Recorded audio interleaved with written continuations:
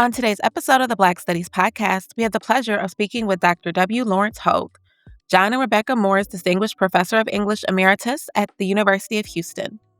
Dr. Hogue received his PhD in Modern Thought and Literature from Stanford University, with an emphasis on 20th century American literature, U.S. minority literatures, and critical theory. He was one of the first critics to raise questions about literary production, representation, and canon formation in African American literature, opening up an entirely new area of intellectual inquiry. He is the author of Discourse and the Other, the production of the Afro-American Text, which has been republished as an ebook, Race, Modernity, Postmodernity, a look at the history and literatures of people of color since the 1960s, The African American Male, Writing Indifference, a Polycentric Approach to African American Literature, Criticism, and History, Postmodern American Literature and its Other, Postmodernism, Traditional Cultural Forms in African American Narratives, and A Theoretical Approach to Modern American History and Literature, an issue of Reconfiguration and Re-representation. He wrote the introduction to Clarence Major's My Amputations, and is researching and writing a literary biography of the novelist Charles Wright. He is the recipient of a Ford Foundation National Research Council Fellowship, as well as several grants and fellowships here at the University of Houston. He has book reviews, book chapters, and articles published in major journals and critical anthologies in the academy. He's active in American literature, African American literature, minority literatures, postmodern literature, and critical theory.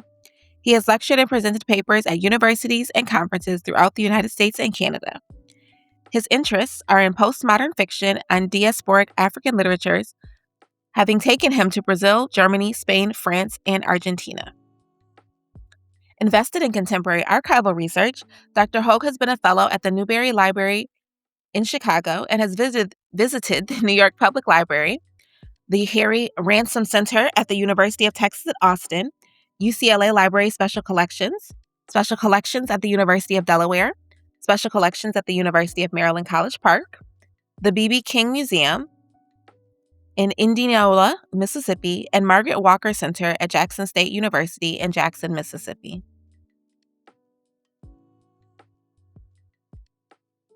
Hello, everyone, and welcome to another episode of the Black Studies Podcast. Today, we have the pleasure of speaking with Dr. W. Lawrence Hogue, John and Rebecca Moore's Distinguished Professor of English Emeritus at University of Houston. How are you doing today, Dr. Hogue? I'm fine. I'm happy to be with you today. I'm very glad to have you here to not only talk about Black Studies, but to talk about your latest book. So let's get started. How did you get into Black Studies, and what keeps you committed to doing that work? Okay. You have to understand that I was there at the beginning. When I went to the University of Minnesota as an undergraduate student, it was the year after the 50 Black students out of 42,000 had taken over the administration building. And one of the things that they were demanding was Black Studies. So my coming there a year later meant that I was a part of that whole movement to establish Black Studies. The hiring of African American faculty members. None were there in 1969, 1970. So I was a part of that whole push. So that got me involved in Black Studies, the beginning of Black Studies. I sort of immersed myself in it. My junior year at the University of Minnesota, I went to Nigeria for a year to study African history and African literature, which was a way of broadening my introduction to Black Studies. This was a very pivotal moment that I was there. I was there when Mandela was still on Robben's Island. I watched them take Winnie Mandela 300 miles away from where she was living. She was under house arrest.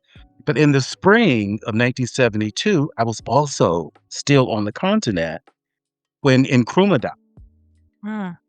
And the military had overthrown him. He was in Guinea. I took the lorries to Accra to observe what was happening on the ground. Now, Du Bois was already buried there. So I was involved with that was a part of my whole African history, the whole literature thing.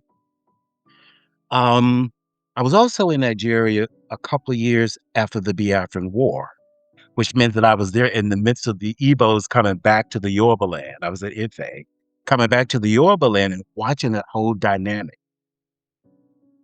That sort of became a part of me. That Mhm. became a part of me. And so when I returned to the United States, it was not only doing African American literature, but also doing African literature, African history. And my commitment almost everywhere that I've been at the University of Houston, even though I was in the English department, I was affiliated to Afro-American Studies. So I've always been there. But I think what I learned in terms of the journey to Africa was this whole thing about Black people being the subject of their own history. Um, it was you reading the African writers like Chinua Achebe and Ngugi, in Wale Soyinka, where they assumed the centrality of their traditions and of their race and of their essence. That is a total contrast to when we sit in the margin of the Eurocentric narrative, where they define us as savage and non-human, Mhm. and we protest. And you ask, well, what are we protesting? Well, we're protesting a kind of humanity that belongs to the Eurocentric narrative. And it put me on this path of wanting to look at Black people in terms of their subject of their own history, which means situating them in traditions, African spirituality, African belief system, not in a nostalgic, romantic kind of way, but something that is constantly becoming. And this I learned from the writers. Paul Marshall talks about it's constantly becoming, so that it's not become something stagnant or something that we retreat to. Um, Finally, I think it's a part of me. At some point, it became a part of who I am. So the second part of your question, I'm committed to it because it's a part of who I am. It's a part of how I insert myself into the world. It's a part of how I define my existence. It's a part of how I define my subjectivity. Mhm. Thank you. So, one, you you were in Africa, where when a lot was happening, and Yes. I would imagine that coming from a space where there had just been protests and a push for an acknowledgement and recognition of Black people as being the subject of their own histories and being able to study that history from a Black perspective, taught by Black professors, reading Black scholars, um, and then to be in Africa where all of these things are happening in different countries and spaces, which all of this is tying into your book. But I do want to ask, because I know this comes up in the book too, um, the role of the political in literature, right? So I know in the book you talk about you can't divorce these things, but the Western canon tries to act individual and not include it. And so I wonder, since literature, you got your PhD in Stanford in modern thought and literature.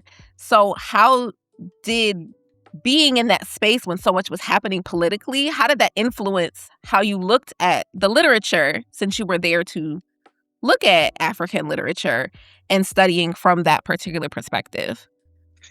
Um, that's interesting. As I said, I started at Minnesota, Mhm. where I was a part of sort of the activism in terms of the establishment of Afro American studies, Africana studies. I came down to Chicago to do a master's, and I was getting this approach to literature that was separate from society, that was separate from the politics. And that's when I went to Stanford. And I refused to go into the English department because I knew that would be a continuation. So I went into modern thought and literature. The modern thought and literature allows you to combine several disciplines. So I combined history and theory and literature. So I was always pursuing this whole notion that, of course, literature is political. Um, and so I've always looked at it as political. Okay. So building on that then, Um, the at Stanford, modern thought and literature allows you to look at things from an interdisciplinary lens and have those overlaps, right? Which is something that Black studies also has multiple influences, and there are people who have been trained disciplinarily in different ways, who do the work of Black studies. So, how do you see yourself as situated within the different disciplines that your work crosses? Well, in my book that I published, I believe in 2003, I believe it's the first or second chapter, I talk about Black studies. I do a sort of a critical analysis of Black studies. And I think in that book, it's called Postmodernism, Traditional Cultural Forms and African American Narratives, where I situate myself in the midst of Black studies. But I talk about, even though we have Black studies program, there's a lot in terms of interdisciplinary that's coming out of anthropology, that's coming out of English department, that is coming out of the history department. And I embraced all of them as a part of Black studies, and I situated myself in the midst of that. Okay. So how do you see um the work that you do in particular? Let's talk about your most current work. How do you see struggle resistance in decolonization in African American literature after 1960? How do you see that as being influenced um, by Black studies, but also how you situate yourself at the intersections of the multiple disciplines? Okay.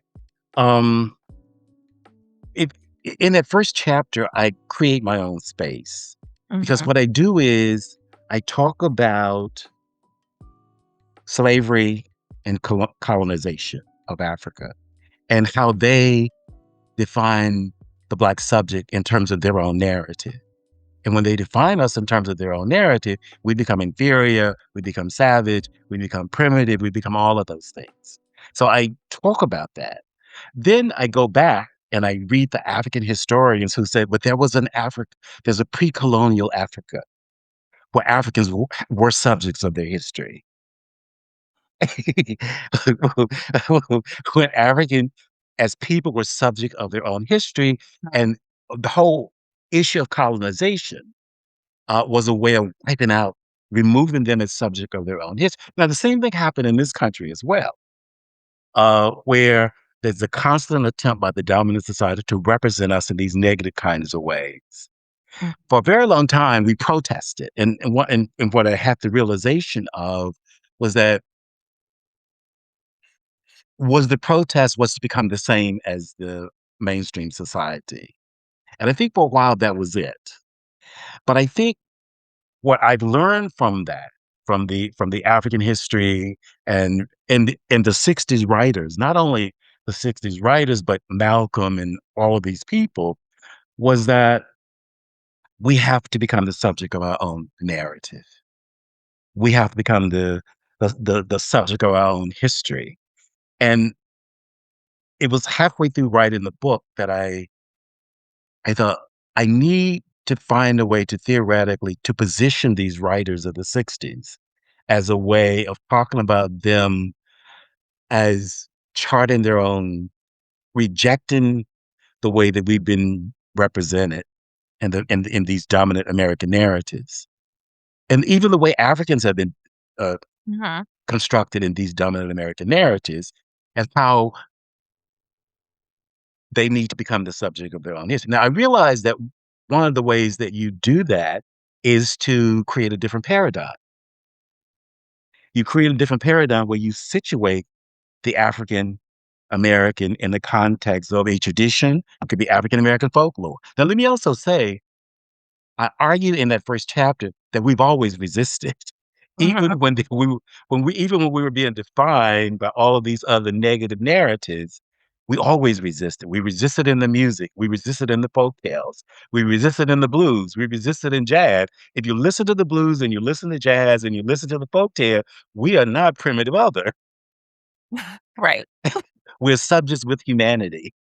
And so in the first chapter, I lay that out. I just sort of lay out how the blues, the folk tales, jazz, all of these things, even some of the slave narratives, become a way that we resisted the way that we were represented by the dominant society, and that all of those there was resistance as a way of giving us humanity and giving us complex existence and looking at the world in a different kind of way. So then I come to the 60s, which is what the rest of the book is about, where I have writers who are doing that. They're reaching back to the past, the cultural and the historical past, and they're saying these traditions, these cultural, spiritual traditions that belongs to me, and I'm going to use them as a way of reconfiguring African American subjectivity. Mhm. And reconfiguring African American subjectivity is to make them the subject of their own history, make them the hero of their own narratives. And it came out of um, the last graduate course that I taught at the University of Houston. I did sort of an array. I did like 15 novels, and it was my way of sort of representing the spectrum of African American literature. What kept jumping out were novels like Ishmael Reed and Tony K. Bumbar and Andy Zakashege and Paul Marshall and Ishmael Reed. And I'm thinking, there's something here. There is something here that I need to focus on. And in all of those texts, they return to sort of pre-African, pre-colonial traditions and cultural in a critical kind of way. They don't just sort of exhume everything. They look at it in a very critical kind of way. They take what is usable and they construct a whole new way of looking at the world as a black subject. They construct a whole new way of managing each other. And that's where I come with the whole communal thing. And the whole decolonial thing. The whole idea of decolonial is that you deconstruct these dominant narratives and you go back and you assess and you evaluate these traditional values, not in isolation, but in the midst of them. And in almost all the novels that I discuss here is they go and they do that. They don't escape from America because patriarchy is still here, racism is still here, but they argue in these novels, and I accent that is, but once you are ensconced in your own traditions and your own spiritual systems, you can withstand. Mhm. It becomes the best way that you can withstand. When you belong to a community and you belong to a history and you are ensconced in that, you can withstand the all of these isms and thrive, but also fight for change. And that's where the politics come in at. All of these writers are very upfront about I'm political. Mhm.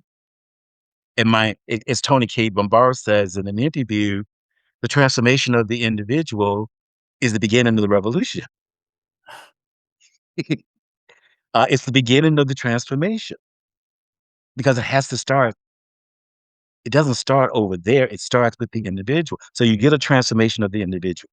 And that's what I do in the book. I didn't rush. Had retired. I took my time. I traveled. Um, but I also, what I was reacting to was things that I had seen in other parts of the world. I think I say in that preface that between 2020 and 2025, I went to Brazil. I went to Argentina. And probably the most interesting thing about going to Argentina, in contrast to going to Brazil, because you go to Brazil and you can see Black people who are extensions of Africa. Mhm. You go to Argentina with the knowledge that in the latter part of the 19th century, 37% of Argentina were Black. Today is less than 5%. Mm. So you say, what happened? um, well, I, so it was one of those questions that I pursued, but I didn't stop there. Um, I was interested. We talk a lot about the transatlantic slave trade, but we in the book I mentioned there is the Arab slave trade Mhm. in East Africa in the 7th and 8th century. And at some point I thought, well, what happened to those black people? There were millions of black people that were taken in the um, Arab slave trade. And so I did a little research and I realized that, well, if you go to Iraq, there are black people there. The cities, Saddis in India, Oman, Kuwait, they've been there 400 years. So that was a part of my sort of being interested in where black people are. So, but then there were two other things. I went to Vietnam and I went to Bangkok, Thailand. And it was to see the contrast between the two. Bangkok, Thailand had never been colonized. And to watch a culture that was in continuity was absolutely amazing. 95% of the people still are Buddhists.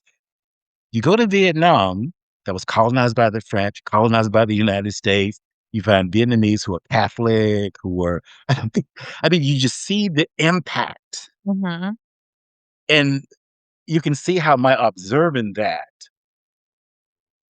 gave me insight into what has happened to Africans on the continent and what has happened to African Americans who are constantly being bombarded. I mean, when you think about how much we have to fight to maintain our music, I remember being asked a couple of years ago, what I thought about them taking jazz to the suburban high schools. And I was silent for a moment because when they pushed me on it, I said, well, I want to know what's going to happen.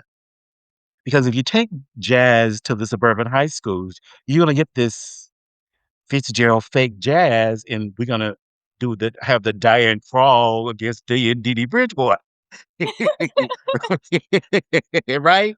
Yeah. Diane Crawl is worth $20 million, and Dee Dee Bridgewater is worth only 1 million.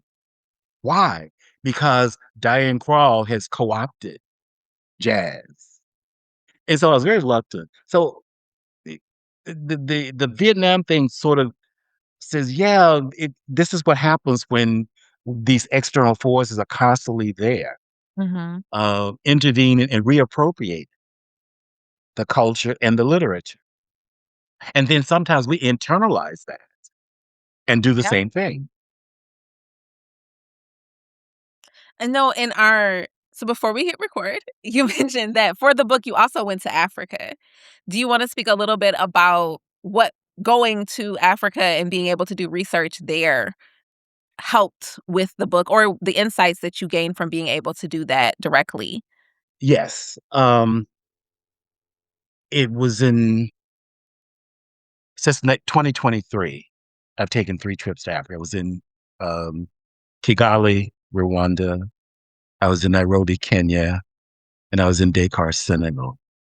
And I talk about how the things were fomented in my mind as I looked over the Atlantic coast in Dakar and was able to say, but African American writers have been doing this. I talked about the hybrid that was there, you know, going to visiting village women who are tied to their gods, tied to their ancestors, yet they drink Coca-Cola. And I realized that this imposed modernity on Africa forced them to negotiate the two. You negotiate this Western imposed, and I realized, well, that's what African Americans have been doing for 400 years. We've been negotiating these two things. Um, and so it was seeing that not only in Nairobi, but I saw it everywhere. I saw it in Kigali, even though my whole thing with Kigali was just well, and I saw it in Dakar, where that was that mixture of colonialism imposing themselves on the African and the African negotiating the African culture thing with the Western um, imperialism, colonialism. I went to the galleries. Um, I went to a gallery in Nairobi maybe you won't think that this is mind-boggling, but it just.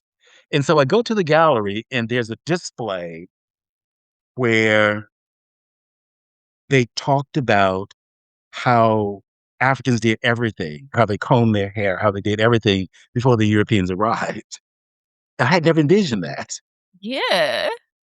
No, that's fascinating. Yes. And I see this in the gallery. And I just, I had never, I mean, then I go to a, not the touristy thing that you get in Nairobi. Um, but I go to this, I don't know what it was, but where the animals are. My guide took me there. And there's this display and this discussion of the Maasai people who are in Tanzania, and they're also in Uganda. And many of them still sort of live among the animals, the elephants, the tigers, and all these things, right? And of course, as a Westerner, I was concerned, well, don't they eat them up and blah, blah, blah, blah, that whole thing. But then they explained to me how the Maasai people negotiated with the animals, that there was certain kinds of smell that they could put on themselves that the elephants and the tigers would know not to bother them. And I just found that absolutely fascinating. So it was these kind of things that I learned. That's very fascinating, and speaks so much to, like you said, this constant state of negotiation, Yeah, and that's happening everywhere. everywhere. It's happening everywhere. Absolutely. Um, and of course, I had gone to when I was in '72 when I went to Ghana when Nkrumah was died. His body was not returned until 1980. I went to, of course, I did my first visit to the slave castles down in Amina. Mhm. Um, and I admit to people that I've cried twice on the African continent. I'm young, 19 years old, and you go down to the slave castle. It wasn't as touristy as it is now. Um, I was there with three other African Americans, and we're taken through it. And when you're told how many men are in this little room, 200 or 300 people, how many women are in these rooms, um, no food, no water, no bathroom. They're there for 3 months before they go through that ship of return. My emotions, I did not know how to express my emotion except through crying. Yeah. Yeah. Um, so when I went back this time in 23, I had all of that experience and that history behind me, but I wasn't prepared to go to Rwanda. And I decided that when I went to Rwanda, I was going to do it frontal and head on. Um, there was the genocide in 1994, Mhm. where between April and early July, almost the Hutus killed about 1 million Tutsis. And I went to the museum, and then I went to the churches. There were two big churches, one where the priests, Italian priests, invited the Tutsis to come and they would be safe. And one church was 5,000 people. It was a school, and the church, the ground was 5,000 people. The other was 10,000 people. And while I'm there, I learned after pushing the guide, I want to know what happened. The day before the massacre happened, where they killed all of those people, the priest left. And I said to the guy, what did the priest know Yeah. that allowed him to leave a day before the massacre? And he says to me, well, he called the militia.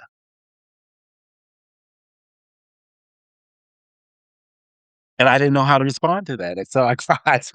I cried a second time. I cried a second time. Um, and then then I do my research and I realized that the French never stopped aiding the Hutus in the killing of the Tutsis.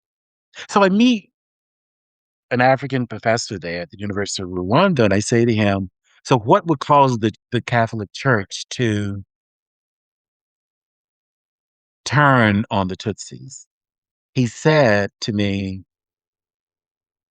well, they suspect it. And I'm thinking, this is Patrice Lumumba all over again. He suspected that they were communists. They wanted to become communists. And as a result, he turned on them. I thought, well, that's Patrice Lumumba all over again in 1963. That's When we accuse Patrice Lumumba of turning to the Russians, and the US in Europe dissolved his body.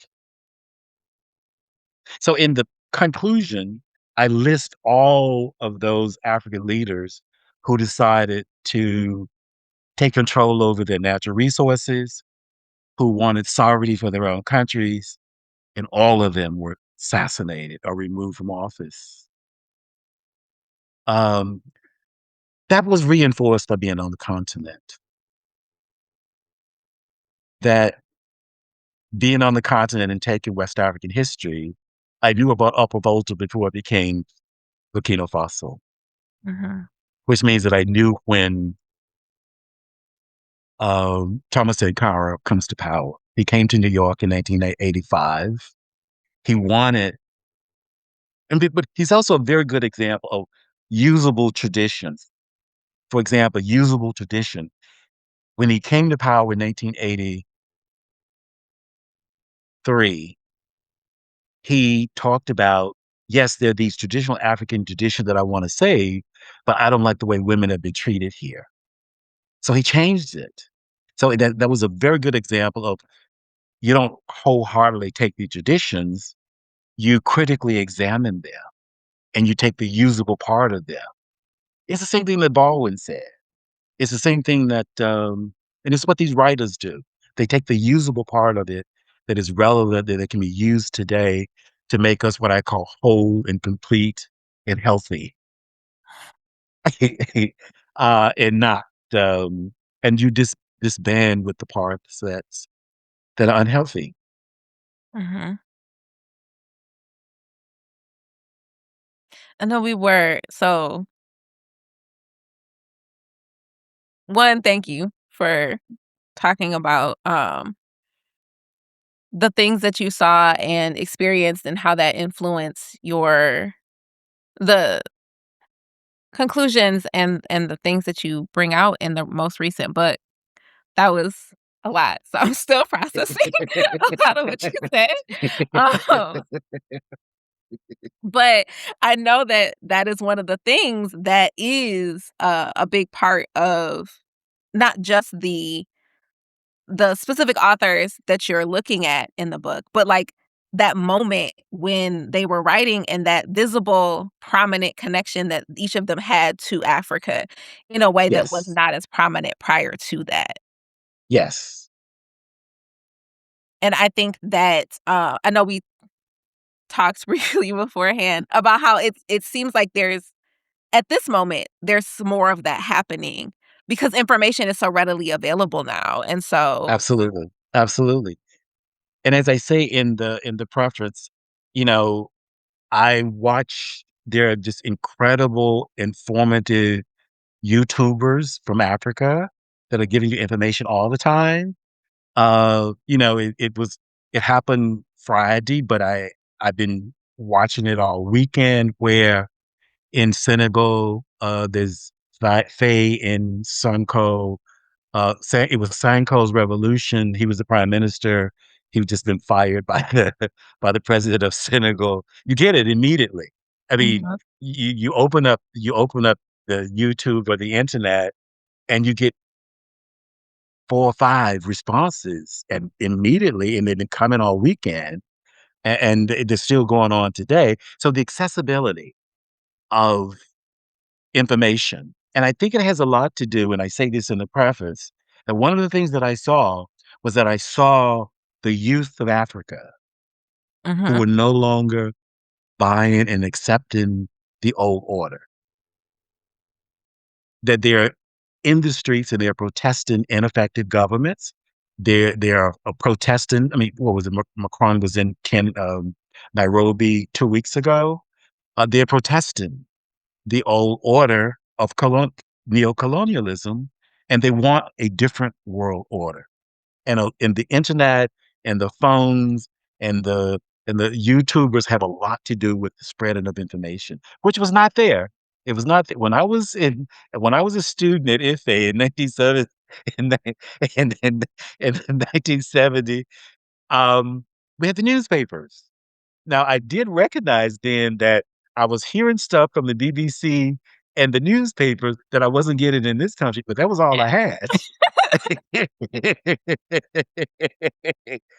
Now there's so much more, Mhm. and it becomes very difficult for the narratives of the West, whether they're in Europe or the United States, to control the flow of information. So it's there. I mean, Mhm. you can go on if you want to. There's this very well known Caribbean African historian named Robin Walker wrote a book called When We Rule. It's about 800 pages, where he goes back and begin to construct Africa before colonialism and before the Arab slave trade. Well, he's on the YouTube all the time. I mean, he's there enough that when he's on there, it pops up on my YouTube. So the historians is just not playing. The historians are constantly on. Mhm. Not only in Africa, but in the United States. They're constantly on. There's a brother out of Morgan State that I watch all the time. I forget his name. So yes, the information is readily available. And it has a lot to do with how we are rethinking Mhm. things and how we are writing. And it had a lot to do with my writing of this book. So I think that that's a good place to think about the question of, like, where Black studies is going or what excites you about where it can go now, given that there is a lot more accessibility to information across the diaspora, across Black spaces Mhm. globally, in a way that even if the information was flowing before, but it is instantaneously available now in a way that it hasn't been in the past. So what does that mean for people in Black studies or people Thanks. who want to do that work? Right. I have a couple of responses to that. Um, in one of my books, I talk about how we have to move to the mainstream and rewrite the mainstream. Mhm. Um, and I would like to see Black studies do more of that. For example, even though I was affiliated in Afro-American Studies, I was in the English department at the University of Houston. And I mean, if I taught an American literature class, I moved the Native Americans and I moved the African Americans into the center of that course Mhm. as a way of saying, this is American literature. Not one token. I would put an Asian there. I would put a Native American there because I had this theory that how could you possibly teach an American literature class and not do a Native American novel? It's a great question. Now, I had that question in graduate school, which means that for the last 30 some years, every time I taught, whether it was contemporary or modern American literature, there was a Native American there. There was an African American there. There was an Asian American there. And it's in my book before that, The Theoretical Approach to Modern American History and Literature, I reconfigure American history and I reconfigure American literature because I put Zora Neale Hurston there and I put Young Hil Kong there and I put McNichols there and I put them there not as a margin, but as one of the many Hmm. of Americans. I want to see Afro-American studies do more of that.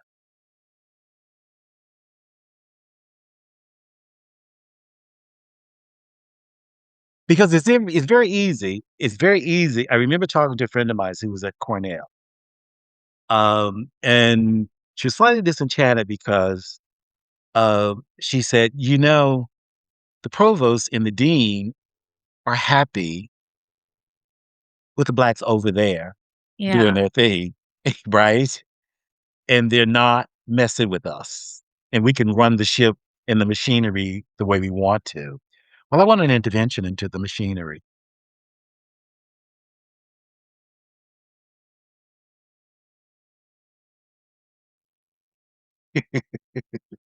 I'm thinking about that.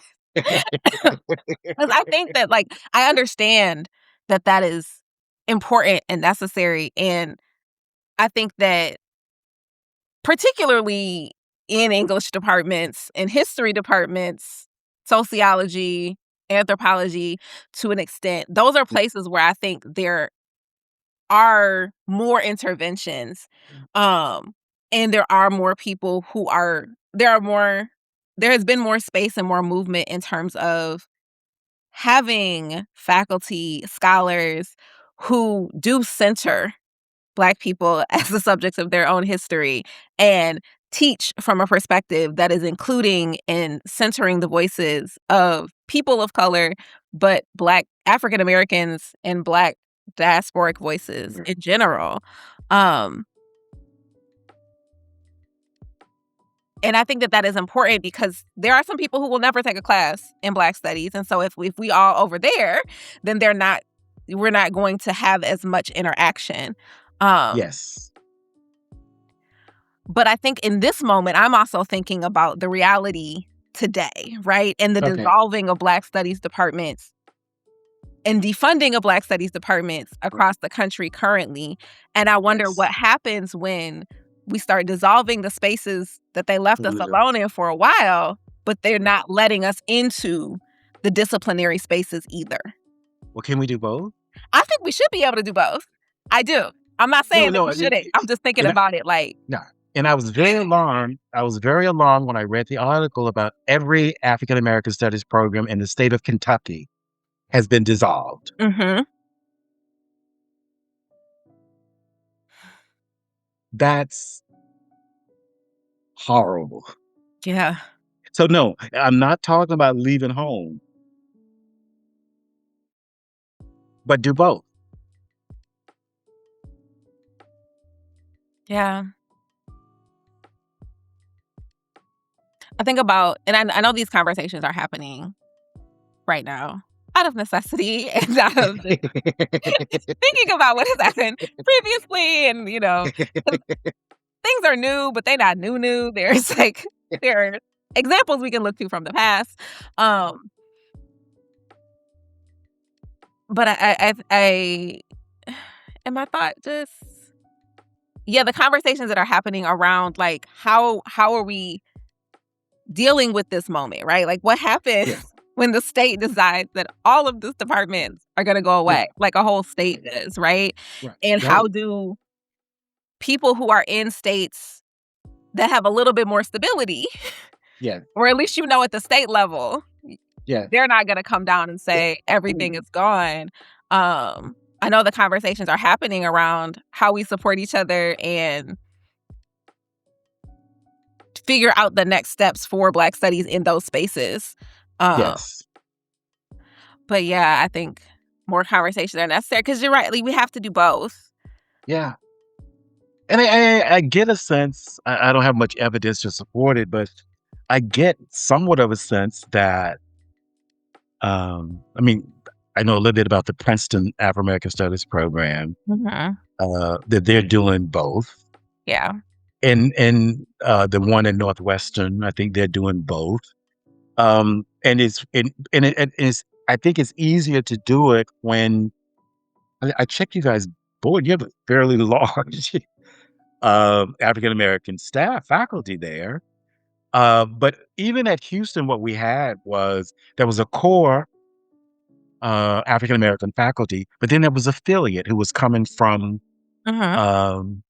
from other departments, Yeah. history, English, and that really is doing both. If they are affiliated in Afro-American studies and they're supporting Afro-American studies, and I did the whole time that I was at Houston, but I was also doing this other thing, dismantling these canons of white American literature in these departments, that is doing both. And certainly we should not give up one for the other. We certainly should not give up these programs. As I said, I was on the ground in Minnesota when we were fighting to get these programs off the ground. And we don't want them destroyed. No. So okay. So the necessity of doing both, in terms of keeping Black studies in the academy, which it's going to be in the academy. It might look different in the ways that it's going to be in the academy in the near future, but we're here. Black studies isn't going anywhere per se. Right. Are there particular things that excite you about the future of Black studies and what is to come? I think increasingly, and I've read some of the historians. I mean, Faye Harris, who's an anthropology at the University of Illinois, she was at Stanford with me. She's doing it in anthropology. And I'm very impressed with the fact that a lot of historians, a lot of anthropologists that I know, because to me, the most revolutionary thing that we can do is to make us the subject of our own history, to make us the hero of our own narrative. And I want to see more of that. It's one of the reasons that I'm out pushing this book, because this is what I'm doing, and this is what I want more people to do, is to write our history, sociology, literature, where we become, because we know what happens when we're not the history of our own narrative. We become a victim in somebody else's narrative. Yeah. And we become a negative victim. We become a negative object in somebody else's narrative. Yeah. It just perpetuates the dehumanization of... Yeah. And there's no humanity. There's no humanity when we are a victim in somebody. There's no humanity there, which means that we're constantly fighting this dehumanization. And so I want, and I think it's happening. I really do. We're increasingly, as I said, I know Faye Harrison at anthropology at Illinois. I know some historians who are making us the subject of our own history. Yeah. And we don't care. We don't care what the dominant society says, because there are young Black kids coming along. And they need to see an image of themselves as the subject of a history, of a tradition. Yeah. And it's much more important than pleasing white people. It's very true. Yeah. I think that, so relatedly, right? Like, I think as you're saying, like, this is increasingly becoming something that's happening. And I know that I have been very, very blessed and privileged to be able to talk to several historians who have put out recent books that are like, but it's like they're making their families the subject of their own history, and talking about the connections across communities of African Americans, but also sometimes diasporic communities as well. Yes. And I think that we are seeing more of those types of books come out. And as you said, it's so important and necessary right now. Because absolutely, the next generation needs to have that available and there. Right. Because if we don't have that, then we get into alienation and we get into despair and we get into all these modern things, right? Yeah. That I address in the book. All of these characters all of these characters could easily become despaired, alienated, fragmented. It's only when they see themselves as belonging to a history in a community that they have agency and choice and humanity. So it's very important that we do that. Yeah. Well, thank you. I think that is a very important reminder, and I'm gonna stop with my questions there. But is there anything else you want to add?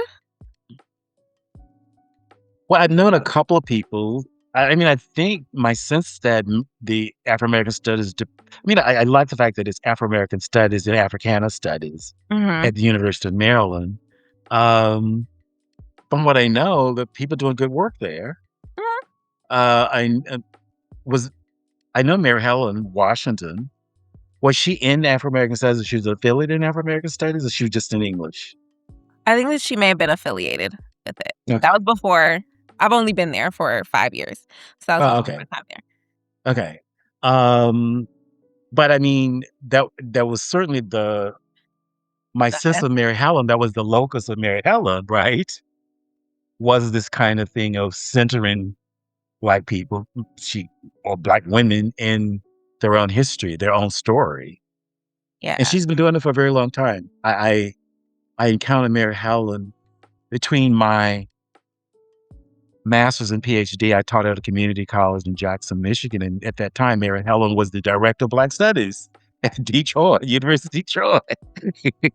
And I remember going up, and I was very impressed because she was doing exactly what I'm talking about. She was making herself the subject of her own story. Now that is something I will say about, Maryland. There is a tradition of that at Maryland, and there have Yeah. been several, particularly Black women in English and Black women in history who have done that at Maryland Yes. for a while. Yes. Yes. And I think when you're large, there's power there. Yeah. And a lot of places, I mean, I think you can get some of this at Ohio State as well. You get some of this at Northwestern. Now, it's interesting because at Berkeley, they just sort of destroy the Afro American Studies program and threw it into ethnic studies. Uh, but when you have a large department like Maryland and Ohio State and other places, UMass has a department. Um, People are doing this kind of work. Yeah. And then there's a lot of I think there are a lot of people, and there have been a lot of people at Maryland who are affiliated with the department who also do that kind of work, which, as you said, Yeah, it's the doing the both part of yeah, it. So, doing both. yeah. Yeah, yeah. Well, I appreciate your time, and I really enjoyed talking with you today. Yes, And your book, which is yes. amazing. So everyone should check that out. Please do, please do. And And I I've enjoyed this. I've enjoyed it too. I was a little nervous because I normally write books and let them do the reviews, and I sort of disappear. But I decided I'm going to get out and put myself out there with this one. Well, I appreciate it Yes. because not only because I get to read the book, but also because this has been really interesting and informative. So I appreciate your time and your generosity today. Thank you. All right. I hope you have a wonderful rest of your evening. I will. I enjoyed this, so I will be very nice to myself for the rest of the day. You should.